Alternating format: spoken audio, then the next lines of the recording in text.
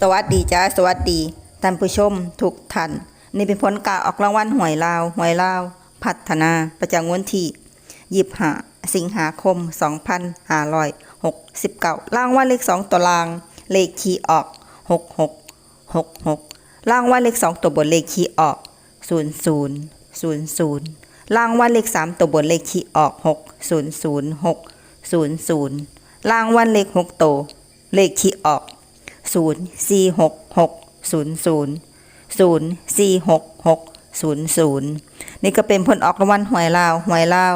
พัฒนาประจำวันที่25 สิงหาคม 2569ขอให้โชคดีมีชัยถูกหวยลาวพัฒนาได้รับเงินกันทุกคนด้วยจ้าฝากไว้ด้วยจากซับตะไคร่กดติดตามและเป็นกำลังใจ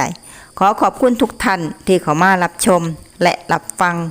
เรามาพบกันใหม่ในผลการออกหวยลาวพัฒนาใหม่ในวันพรุ่งนี้สำหรับมื้อนี้ขอบคุณและสวัสดีจ้า